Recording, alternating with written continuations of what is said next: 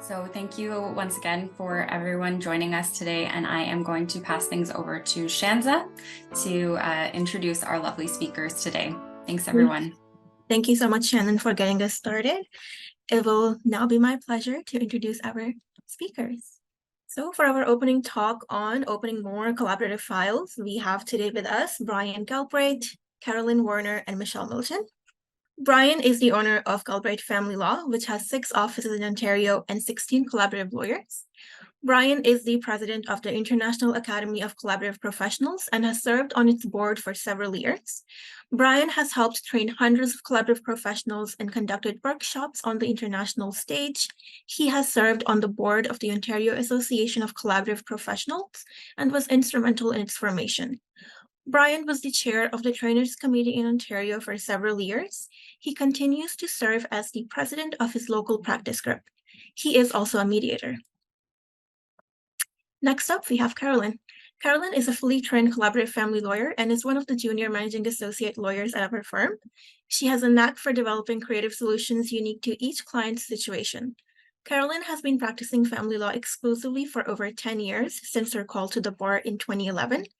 She is committed to providing her clients with empathy and sound advice and prides herself on approaching all cases with an analytical and tenacious mindset. Lastly, we have Michelle. Michelle is our co-chair for our event today. She is the senior managing lawyer at Russell Alexander Collaborative Family Lawyers. She has been practicing family law for over 10 years, specializing in divorce, custody access, property division, child and spousal support, and family responsibility office enforcement matters. Her focus is on creating comprehensive, creative solutions to family law matters, and Michelle excels at helping clients deal with complex financial issues that arise as a result of a separation. I will now let our panelists take it away from here. Thank you, Michelle, Brian, and Carolyn. Thanks so much, Shanza. That's just a really nice way of saying I'm a geek and I love numbers. That's really all, all it is. So that's so kind of you. Okay, welcome everybody. It's good to see everyone here. Thanks for inviting me. I'm just going to start my PowerPoint and share my screen in just a second. Okay, I got that. Screen 1. That doesn't look right. Let's see if does that show my slide? Are we okay? Okay, good. Right, and I see it wonderfully. Thank you. Okay, great. So thank you very much for inviting us to participate in this. We're going to be talking about creating more collaborative cases. When I speak with collaborative professionals around the world, there is a common thread to the conversations. Most want to open more cases.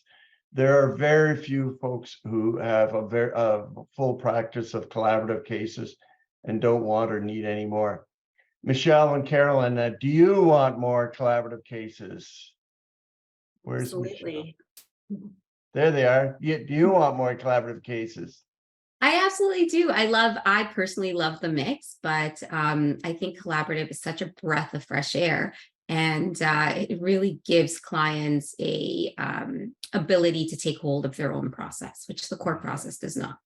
For sure. Well, yeah, many of us, Michelle, are shamed into believing to be a collaborative professional, you have to have 100% collaborative cases. There are very, very few people around the world who are doing that. Most of us do have a mix, like you referred to, and they're doing collaborative cases and cooperative cases, negotiation cases, or what have you. And some have also do some litigation. In our firm, we have some of our lawyers are doing litigation, but they still are doing it as a peacemaker. They're in there, they're taking their collaborative skills even into the courtroom and into their cooperative cases as well. So today I'm going to talk about how to create more cases and what we found works. And a lot of these ideas I'm borrowing from other people who have come up with ideas where we've experimented and we find them work. But we're not going to be able to convert everybody to collaborative practice. I do not have a magic wand that I can send out to everyone. I wish I did. Sometimes you're not going to be successful. And, frankly, I believe there are a small percentage of cases that are not appropriate for collaborative practice. Maybe 5% of the cases, they just need a judge to tell them what to do, because it's impossible to have them work in good faith in the collaborative process. Okay, so collaborative practice starts with me. Your practice group will not give you cases. Your colleagues will not give you cases. The IACP and the Ontario Association of Collaborative Professionals will not give you cases. Your mother-in-law will not give you cases. If you want more cases, you have to start them. And so if you have a great website and you promote your business in social media and you do all these marketing things, Russell Alexander is the king of marketing, but there's so much more that you can do, and that is you do a consultation well. So I view my marketing efforts as the purpose of it is to get the client in the room with me, Zoom room or in your office, for that first initial consultation. And then you can convert them to both a new client and convert them into a collaborative case. So I see the initial consultation as being really part of your marketing for your firm. And if you want more collaborative cases, you have to create them. So what we do is what we call an interest-based consultation. And so what we do is we ask the client what's important to them. You know, probably many of the people on this Zoom meeting or webinar are familiar with interest-based negotiation. Well, we take that approach to the consultation. So let's remember the difference between an interest and a position. A position has only one way of being satisfied, and an interest has more than one way. So my classic example is if a client comes to you and says, I want to sell the matrimonial home. Well, how many ways can you satisfy that, Michelle? How many ways? One. You're on mute. Yeah, one. So that is a position. But if the client says they want more money to set up their own independent home, that's an interest, because there's several ways that can be satisfied.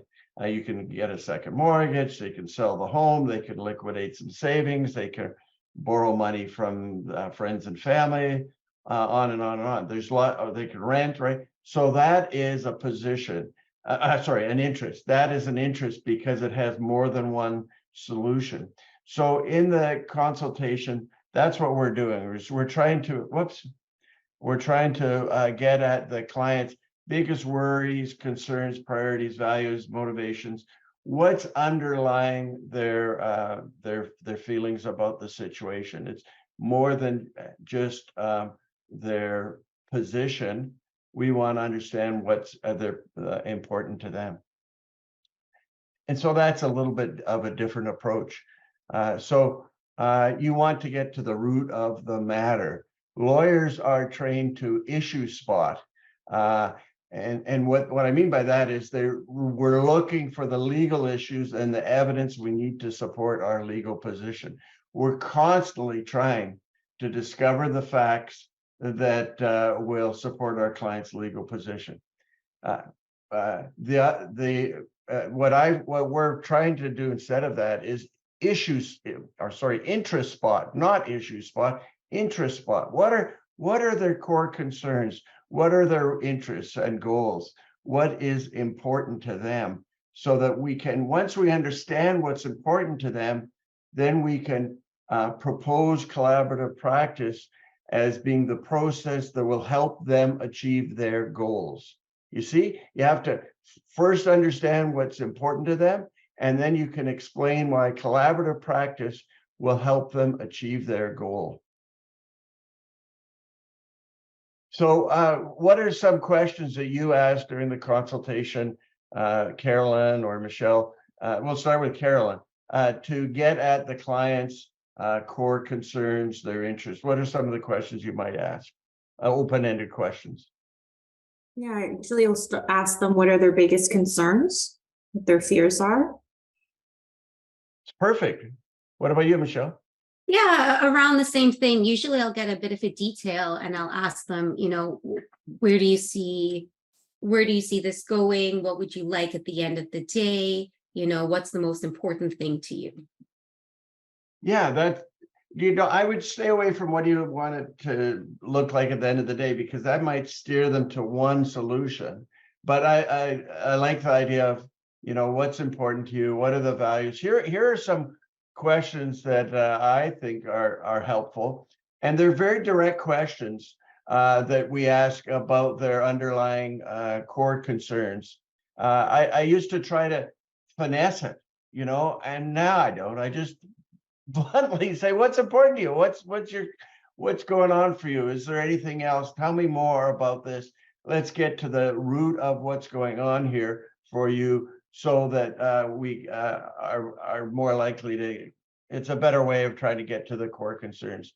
So those sorts of questions, they're all open-ended and invite the client to tell you a story about what's going on in their life and what their priorities are, so that you can get below those positions, get to the root of the matter, what their goals are, and go from there. So that's really a big part of the consultation. Probably half an hour or more is spent, 40 minutes is spent asking these open-ended questions. And it's a real challenge, especially for lawyers, to do this, because we start to pigeonhole clients. We start to hear their story. Have you ever done that, either one of you, where you hear a client story and you go, oh yeah, that's like John Hankins. I had that case.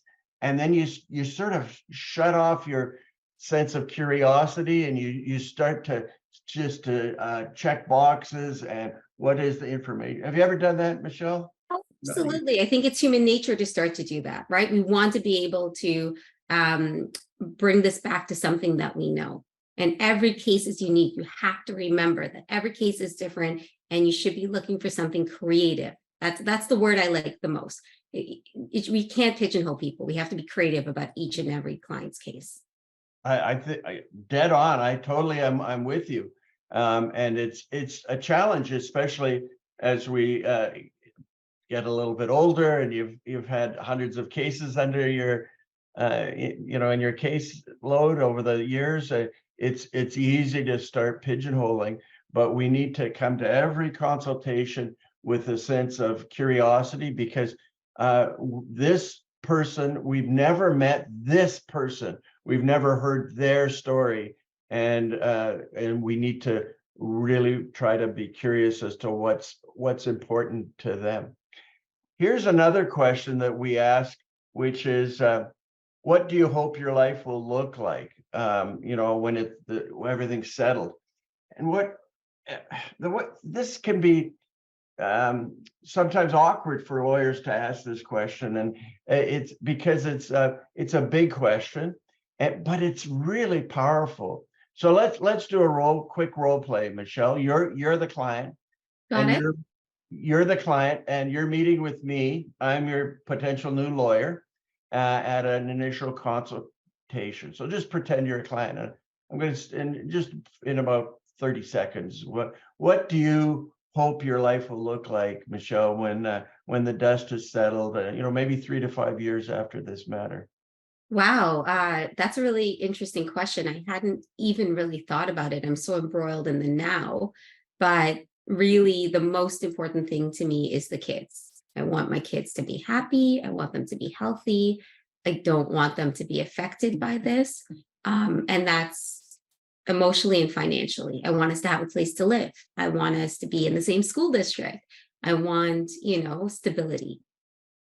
Wow, see, that is beautiful. And that is so typical of the responses that we get. It takes the client away from the immediate issues, right? They're hugging onto a tree, and we're asking them to look at the whole forest. And so that has a really positive impact on them because it gives them hope, right? Right? They come in feeling hopeless, frustrated, worried, concerned, filled with fear. But when we ask this question, it gives them a feeling of hope. And clients won't always remember everything that you say to them, but they most certainly will remember how you made them feel, right? If they come away from their consultation with you and say, I'm feeling hopeful about my future after I met with this lawyer, I'm not sure exactly how we're going to get there, but they feel hopeful they're going to retain you and they're going to trust you. And so it's a really helpful question to ask. But we can also loop back to that. We can go back and say, okay, you told me that your biggest concern was your children, and you said that when this is all settled, you hope that the children won't be scarred by the process, and that they'll have a good relationship with both you and your spouse. So because you've said those things, I think really you should use the collaborative process, because you're going to work with a family professional who is an expert on children's development.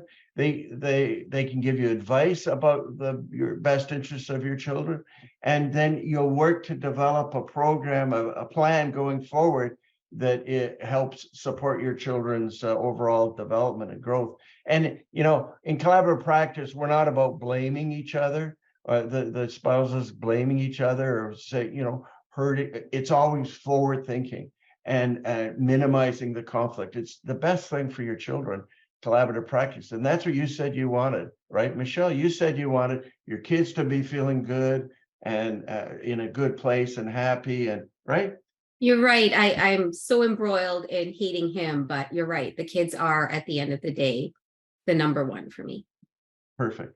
So what I say is something like this. I say at Galbraith Family Law, we want to help our clients to reach their long-term goals. So I want to ask you a question about it. What do you hope your life will look like when all this matter is behind you and it's all settled? It's very powerful, and I do this question fairly early on in the meeting, and I find it very helpful. Another question that we just learned about recently is that people are motivated to avoid bad outcomes. Look at this guy talking to the renovator. Worst case scenario, the renovation goes 3 years and $2 million over budget. One of you bludgeons me to death with my own hammer, and you both get the electric chair.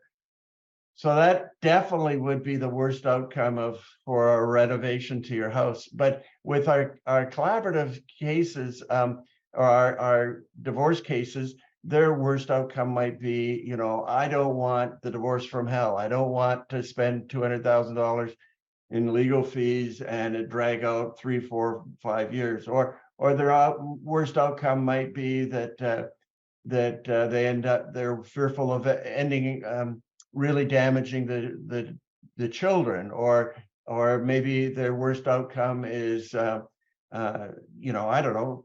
You can imagine all the things that people are fearful of, that nobody that they'll hate their spouse and not be able to co-parent with them, or something like that. So, but what the research is that people are more motivated to avoid bad outcomes than they are motivated towards positive outcomes. So this is on an opposite scale, different than the when the dust settles question.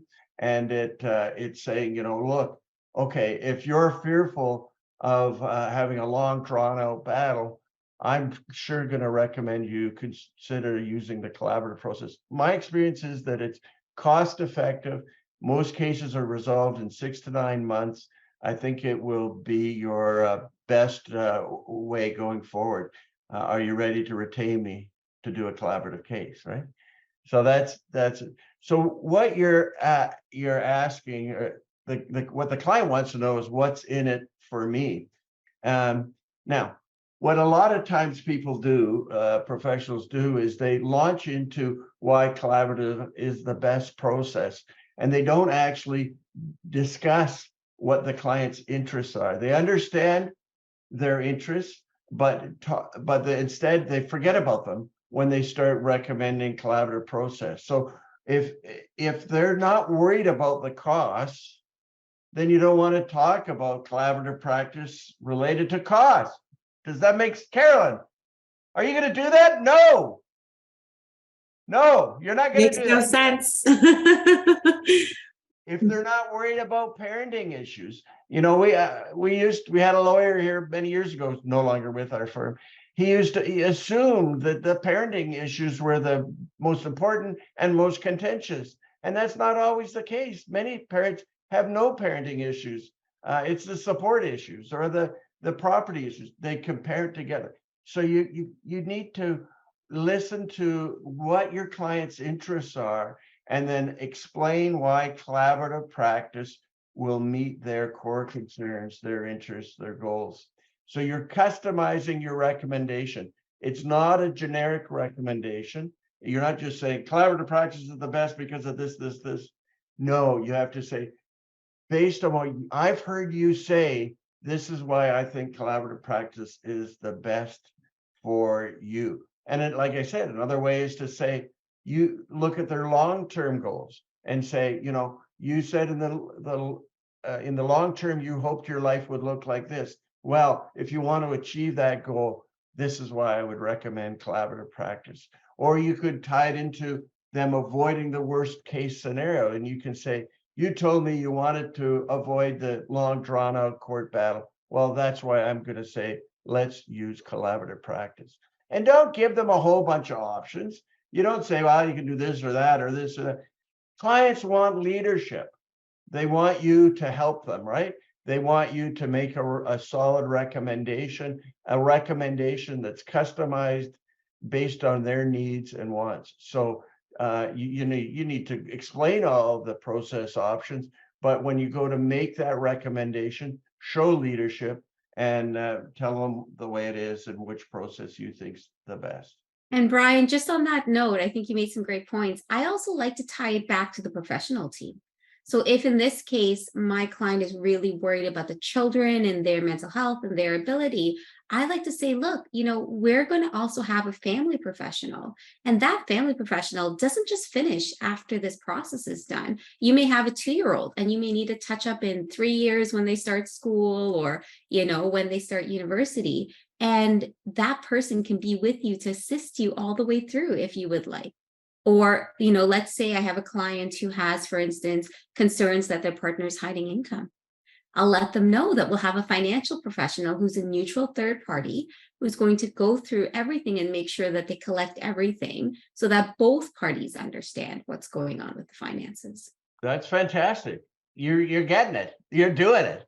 You're doing it already. You don't need this webinar, but please stay tuned and share your wisdom because this is absolutely right. Now it's role play time. Carolyn, let's pretend that I'm your client and I come to you and I say, I want to keep the matrimonial home because I really want to keep the kids in the community. I feel that them having roots in the community is important to them, and I want to find a way to maintain them in this community, in this school district. So how would you explain why collaborative practice is the best for me, Carolyn? Yeah, so Brian, I've heard you say that it's really important to you that you'd like to keep the home and you'd like to focus on keeping stability for the kids, but keeping them in the home and in the community that they're in. And just hearing you say that makes me think that I think a collaborative process would be really appropriate for your family because it's really great at coming up with creative resolutions that can work for both parties and figuring out a plan that might be able to work. And with collaborative, you can also get a financial professional involved, a family professional involved, and we can look at different aspects of this and how we can figure out a way, if that's possible, to make it work. Beautiful. Two things I liked. One is that you drew me away from keeping the matrimonial home and you went to the interest, which was keeping the kids in the community and keeping me focused away from that instead of one solution, which is perfect. Well done. And bringing in the neutrals and the strengths of that as it relates to my goals. So that was perfect. That's great. And that's what we need to do when we recommend the case. Now it's your turn, Michelle. I'm fearful of having a long drawn out battle. I don't want the divorce from hell. Yeah. And what I do say to my clients is, look, I practice litigation as well. Most of my clients are with me for 2.5, 3 years. I don't want that for you. I want you to be able to have a relationship with the other spouse, to be able to attend your kids' graduation together and not hate each other. I want you to be able to be done this in 6 to 9 months and move on with your life. So I understand, and I think that collaborative practice is the best way for you and your family. It's also going to likely save you a lot of money and a lot of time, which is 2 things that you said you really want to have done. Well done. Perfect. Perfect. So you're connecting their interests with related to how collaborative practice can help them achieve their goals. Well done. Okay. So what are common objections? Well, the first one is, the team is too expensive, right? What would you say to that, Michelle? Again, the reason I like doing litigation is because I keep my finger on the pulse of what's going on. And I'll say, to be quite honest, if you think that having a financial professional is too expensive, let me tell you, I have clients who spend $10,000 retaining financial professionals for court purposes. And you're not going to spend that with your financial professional. You're going to spend a fraction of that. You're going to get it at a much quicker result. And you're going to get something that you're going to be able to talk to this professional and understand why, the finances are the way they are. And it's a much better process for you. Carolyn, I don't want this whole disqualification clause in this participation agreement that says that if we get stuck and we end up in court, that you cannot be my lawyer. Oh, you're the best lawyer on planet Earth. I want to keep you. I'm so connected to you. Okay, I've only met you half an hour ago, but I am so enamored with you, and I don't want to lose you. I will have spent a lot of money on you. You will know my case inside out. I don't like this disqualification clause. How do you reply to that? Yeah, I could see how that could feel scary for you. But I think it's also part of the reason why collaborative really works, is because I don't want to lose you as a client either. I want to work with you, figure out a way to get this resolved in a timely way. And everybody's buying into this process. So everybody's coming in with the same mindset, is that we're going to work really hard. We're going to roll up our sleeves and find a way to resolve things. Okay, now we've got one more. I'm going to flip the coin. Michelle, heads or tails? No, I'll do it. It's okay. Okay, Michelle, it's your luck, Carolyn. Okay, the conflict is just too high. We don't trust each other. My spouse had an affair. We haven't talked to each other in months now. It's just a mess. We're not collaborative people. We don't want to beat it in the same room together. Yeah, so thank you so much. I understand that. I think what you've told me throughout this session is the reason why the conflict is so high is because you're not communicating. And unfortunately, you have little kids. You're going to have to learn to communicate for them. You've told me that the children are your most important thing. You want to be able to go to their high school graduation and not kill each other. So we're going to have to learn to communicate, and we're going to teach you how to do that through this process. We're going to get you set up with some of the best people. I have such a wonderful person in mind who I think you will absolutely love, and who will teach you both how to communicate respectfully. Beautiful. Yeah. I would add to that too, is if you go to court, it will just add fuel to the fire. And it's not a criticism of the judges, but the process is designed to be a battle, to be a fight. And it just the process itself causes to escalate the conflict, makes it worse generally, usually. Good one. Great. You guys got it. So, okay, we got the client on board, right? But the question is, well, they want to talk to their spouse about it, right? So who is the best person to talk to their spouse about the process? So sometimes I talk to the client about maybe it won't be you. Maybe it's not you, because, and the reason for that is that if they talk to their spouse might say, "Oh, this is some kind of trick. This collaborative thing is a way for you to take advantage of me. Your lawyer is looking out for your interest, and they think it's a good idea, so it must not be a good thing for me," right? They just have a natural adverse response to the idea of collaborative practice because it's coming from their spouse.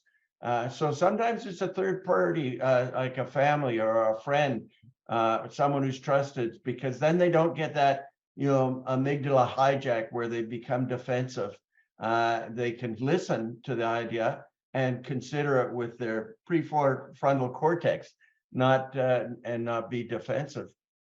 A lot of my cases come to me through the neutral.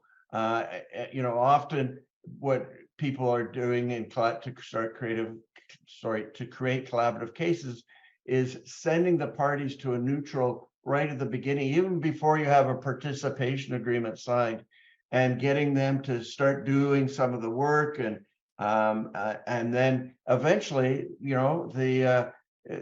they'll say, "Look, we really need a lawyer on board, and I think you guys are going in the right direction. But if you end up in litigation, it's going to undo all the work we've already started. We need to find collaboratively trained lawyers who can support you and help you get to the finish line. Here's what collaborative practice is all about, and here's how to go to it." So I would say the majority of my cases come from the neutrals who start the case, who meet with the clients, and because, again, like I said, they do not generate an adverse response.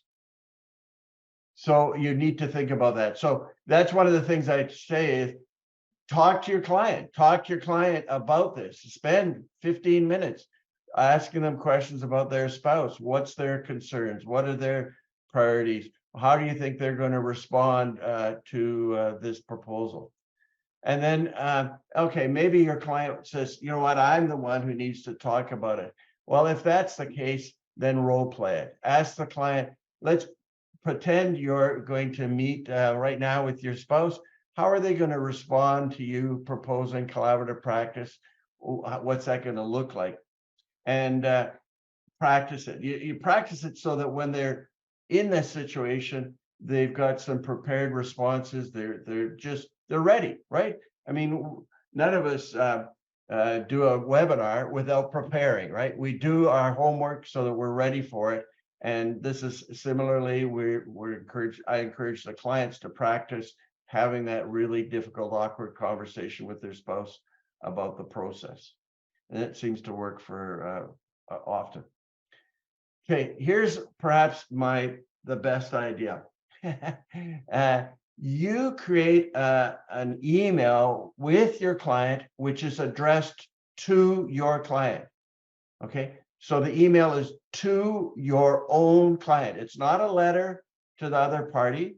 It's not an email to the other party. It's to your client. And in the email, it explains why the collaborative process is the best process for them, having regard to their interests and goals. For example, if your client is concerned about the kids, you'll say, "You told me during the meeting that you were concerned about the children, and therefore I'm suggesting the collaborative process would be the best because you're going to work with a family professional who can really help you develop a great parenting plan." And then you input information, ask your client about their spouse's biggest worries and concerns, and you put that into the email as well. And you say, "I understand you from what you told me during our meeting that your spouse is worried about maintaining privacy related to their business. And that makes sense. They don't want their competitors to have access to information about their business. And that's why your spouse would benefit from using the collaborative process as well." And you put that in the email as well. And I also list collaborative professionals that I'd like to work with. And then your client shares it with their spouse. So that's the secret sauce right there, is you're creating you're creating the email with the client, but it's not being sent to their spouse. It's going to the client, who then is able to share it with their spouse somehow. Maybe they forward it, maybe they print it and give it to them, whatever. But there's less likely an adverse response when the spouse receives it indirectly like this.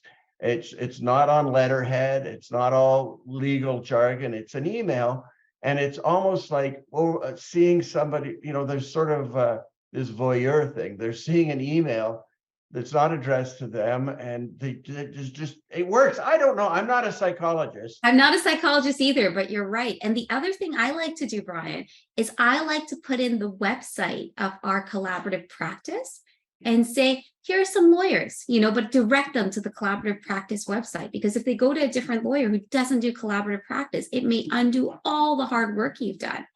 And I also love to include a brochure. We just have kind of a standard email that we then, customize to each client, but with a little bit of a brochure, because sometimes, getting all this information at once, it's difficult for clients to remember. But if they've got the basics of it in a brochure, that's another thing that I don't know the human psychology behind it, but getting that brochure that seems to be like confidential information from the other spouse seems to be a thing. They're like, oh, okay, this is what you're getting and this is what you're seeing. I feel comfortable and confident that this is a good process. Yeah, it works really well. I'm glad. So I'm just putting, do you see a video now on the screen, Michelle? Yes, okay. Thank you, Brian. I'm going to play this video, and this is let me see here what I have to do here. I'm going to stop sharing for a second and set this up properly. Share screen, advanced. No, go to here. Share sound. Carolyn, when you're doing these, do you do the same thing? Do you add a brochure? Yeah, I think we have a standard brochure. It's like, what is collaborative, explaining the process, explaining the whole team. And I typically give that in part of the email. And I think the whole point of doing it where you're sending it to your client is so helpful, because you're already working in a collaborative manner where they're able to, sit down together and have a conversation about it. It's not coming as so confrontational. Yeah, absolutely. Okay, this is a video, and this is me interviewing a potential new client. So you can see it in action and see how I do it with this potential new client. This potential new client actually is my wife, and she hates it that I show this video, but she is an Oscar-winning actress in this video, in my humble opinion. So it was fun to do. I didn't give her any preparations. I just said, you're the client. Let's just do this interview and see how it goes. I hope this is helpful for you to see it in action. Okay. So I'm going to start it. Let me know. Shout out Michelle or Carolyn if you can't hear it. Hi. We can hear. We've been talking about your situation, and you said you're kind of interested in doing the collaborative process. Is that right? Yeah. So let's just spend a few minutes to talk about your spouse and about how we might approach him with this idea. Do you think he'll be? Do you think it would be good if you approached him? How do you think he would respond? I don't know, because everything I say, everything I suggest, he's very defensive. He pushes me away. He doesn't really want to. Sorry, I lost it there. I don't know what I did here. That's okay. We can still hear the audio. People have a defensive response if you suggest it. Is that kind of what you're expecting? Yeah, that's normal. That happens all the time. So there's different ways we can approach them and still plant the seed of the idea that collaborative practice might be a good way to go. Is there somebody that he could talk to other than you, who could talk to him about collaborative practice and the benefits of it? Somebody, it could be a family member or clergy or co-worker, maybe it's parents or brother or sister or somebody like that? Definitely not his parents, because they have completely taken his side. Maybe one of his brothers. But we have a friend. Most of our friends have taken sides as well, but we do have one friend in common that's still friends with both of us. So maybe I could talk to him, but I don't really want to get him in the middle either. Yeah, that's true. But why don't you do that? Just talk to him about it and see how he responds to it. So sometimes it works well if a friend like that talks to your spouse about collaborative practice and just plants the seed. And the reason it works is that your husband might be more open to hearing his friend talk about it. And even if your mutual friend says, I was talking to Nicole, and Nicole was saying that she's kind of thinking about like to use this collaborative process, just being totally honest with your husband, it might work. I mean, you have to talk to your friend first about it. Okay. Yeah, And- that's one idea. Yeah, and what I would do is maybe talk to your friend about it. Show them the website. Not my website, but our practice group website. I showed you that one, Collaborative Practice, Simcoe County, and it's got a lot of good information. And maybe your friend, your mutual friend, could look at that and then talk to your husband about that. What's your husband's biggest concern going forward in this divorce? What do you think he's most worried about? I think he worries about me taking away time with the children. He just really wants to have the same amount of time with the children as I do. So what do you think is motivating him? Why does he take that position? What's important about that? He really wants to be a good dad. He wants to seem like a good dad, and that's his identity, I guess. So he wants to be seen as a good father to his friends and the community. And you said he wants to be a good father. He wants to be involved in their lives, right? Yeah, that's right. Yeah, that's great. That's good. So, well, one approach that sometimes we do is instead of starting with lawyers, you could maybe take him to speak to a family professional. And what a family professional is someone trained in helping families come up with a parenting plan and talk about issues related to the children. You said before you hadn't yet told the children you're going to separate. You could talk to the family professional about that and with your husband without lawyers involved and come up with a plan. And the family professional could then introduce the idea of collaborative practice to your husband. That might be a good approach for him. He already told me he is not open to going to see a therapist. The marriage is over. He doesn't want to talk to anybody about it. He doesn't, and I think he feels like if we bring in another person, even regarding the children, it's going to be all about I don't know. I just don't think that's going to work. Well, okay. I mean, that might not work. You said he was concerned about the kids. So the way to approach it is to say that this isn't about therapy. It's about coming up with a plan for parenting how we're going to parent together moving forward. So, but here's another idea for you that might work. And another idea is just for me to do an email to you that you would then share with him somehow about collaborative practice. And the reason I say that is we used to send letters to the other side and, be on my letterhead, and I get that negative, that adverse defensive response almost every time. And it wasn't as effective, but somehow if it works when I send my own client an email and it talks about the benefits of collaborative practice, so I could talk about the benefits to you. You said you were concerned about how it's about privacy regarding your business that you own, and you wanted to, keep it out of the court system so that you can keep all the details of your business out of the public view, right? That was important to you. Yeah.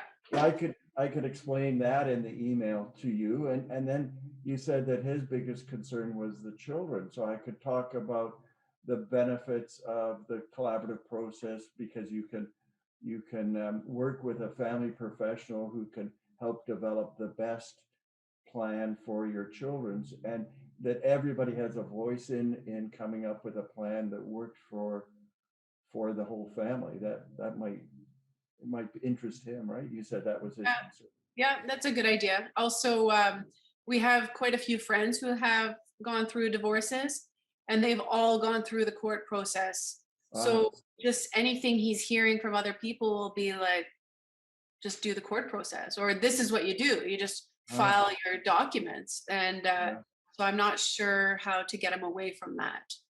Well, has he heard of any stories that really said that the court experience wasn't positive? Any concerns that he might have around the court process? Well, my best friend did the court process, and it was long and drawn out and emotional and very, very, very expensive. So maybe, I don't know, we could remind him about that. Right, that he doesn't want to engage in a process that's going to just drag it out. And is it that just prolonging it, or is it the cost, do you think, that he would be worried about? Both. Okay. Well, we can put that in the email too, that this process usually is much quicker than the court process, especially with the courts being so backed up right now. It's very, very difficult to see a judge, and then it's very expensive, because usually any conflicts that people have are made worse by the court process, because it's all about you trying to make him look bad and him trying to make you look bad, and so the conflict gets bigger, and so it can be very expensive and drawn out. So I can put that in the email to you. So the question is, how would you get that email to him? Sometimes people will just print it up and leave it on someplace where he would see it, or you could forward it to him, or what do you think might work best? I would just forward it and just say, hey, here's some information, I think. Yeah, because we're not sharing a place anymore, so I can't just leave it out for him. Right. Okay. Yeah. So you just forward it. If he picked up the phone, how do you think that conversation would go? If he phoned me about it? Yeah. If he got the email and then he called you, well, how do you think that would go?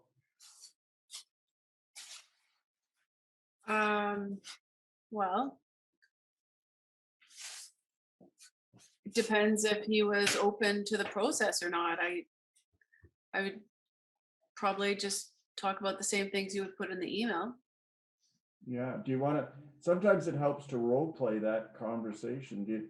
How do you think he would approach it? Do you think he would say, "Oh, Nicole, what is this all about?" Or how would you respond if he said something like that? Well, I was thinking that we should could use the collaborative process, because it will be maybe a nicer process than the one that our friend Jessica went through. Oh yeah, good.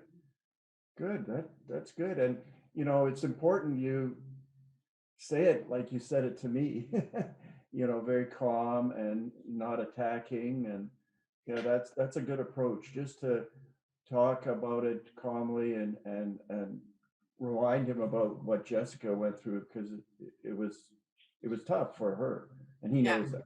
Yeah.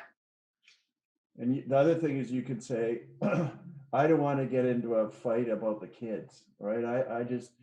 And that's what will happen if we go to court. Let's work together to find something for the kids that works. Do you think he'll respond well if you said it that way? Yeah, that's a good way to put it. Yeah, he would be more open. Because he's all about, his biggest worry is about his relationship with his kids. So you can talk to him about this process, that is best for him and the family and the kids. So, Mhm. okay. So I can do the email, right now, and I'll send it to you. I'll send it to you as a draft, just to get your feedback, and then I'll send a real one to you that you can then forward to him. Does that make sense? Yeah, okay, that's a great idea. Do you have any other questions? Your friend too, you could do both, you do the email and then talk to your friend about approaching your husband as well about it, and see maybe the two different strategies would work well together. Okay, great. Do you have any questions? No. So, okay, well, that's what we'll do going forward. And let's just, before we end our meeting, just what are the next steps? What are you going to do? You're going to retain me? Can you use your own words to tell me what you're going to do? So yeah, I'm gonna fill out these forms for the retaining agreement. I think that's what you called it. Yeah. And then make the payment. But you're gonna send me an email as well that I'm gonna review the draft to send to my husband to convince him to use the collaborative process, and then I'll set up another appointment to go forward with you. Is that right? Yeah, absolutely. You or just shoot me an email. Keep in contact with me as to how he responds, and in that email that I'm going to send to you, I'm going to put the contact information for 3 collaboratively trained lawyers, because not every lawyer does this process. A lot of them only go to court, and so we want to encourage him to go to a lawyer who's collaboratively trained. So they're not, obviously not with my firm, they're independent, collaboratively trained lawyers. So I'll put that in the email too as well, and a link to our practice group, which is all the professionals that do this kind of work. And if he doesn't, want to use one of the 3 that I suggest or propose, he can go to that website and find somebody else. So we'll give him that information as well, so it makes it easy for him. Okay. So yeah, let me know how he responds. Let me know how it goes with your mutual friend approaching him, and just keep in contact, and then hopefully he'll get a collaboratively trained lawyer on board, and the other lawyer and I can connect, and we can get the collaborative process going forward. Okay. Sound good? Yeah. Okay. So, whoops, let me switch this if I can. So I really like that you talked about the next steps there at the end, Brian. I think that's so important because it's a lot of information coming so quickly. And I really like to do that as well with my clients. Just go over, okay, this is what we're going to do. This is what you're going to do. This is what I'm going to do. And here's the timelines for it. Yeah, and the little change that you saw in that video that we do is we ask the client to tell me in your own words what the next steps are. And the reason we do that is because there may be a disconnect. Maybe that the client's not really hearing us or understanding us. But when you switch it and say, can you tell me what the next steps are, then you can make sure that you're on the same page. And also it creates kind of a social contract is what they call it.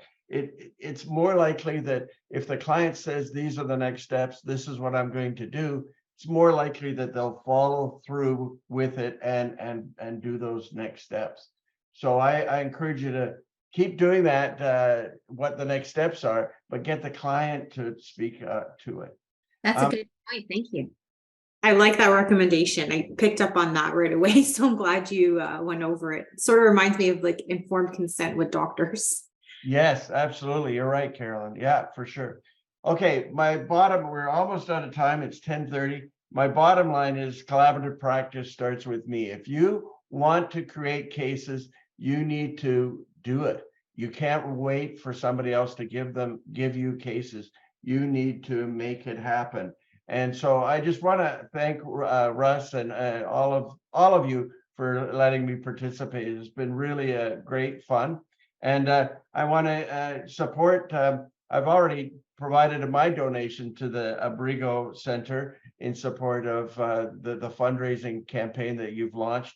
It's, the domestic violence has skyrocketed during the pandemic, continues to be a huge problem and worse than it ever was. And so it's wonderful that you're supporting this charity. So there's a QR code if anybody wants to use that. It'll take them directly to the GoFundMe page so that you can make your donation. I also, if there's, I see there's over 170 people here. If somebody is not yet trained in collaborative practice, Russell Alexander, Carrie Heinzel, and Jonathan Painter and myself are offering a training coming up in November. And the website is cptraining.ca.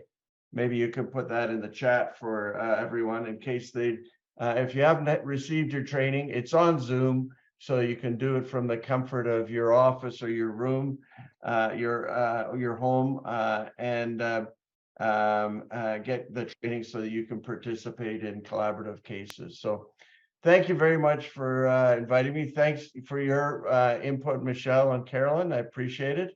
And we'll see you later. As always, it was lovely. Thank you.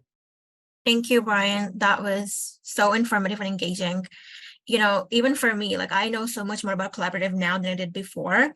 And I am really looking forward to the course now. This was like a sneak peek to it. Great, good. Well, I'm so glad you're taking the course with us, Shenza. I'm going to make sure I have really tough questions for you every day. Oh, no.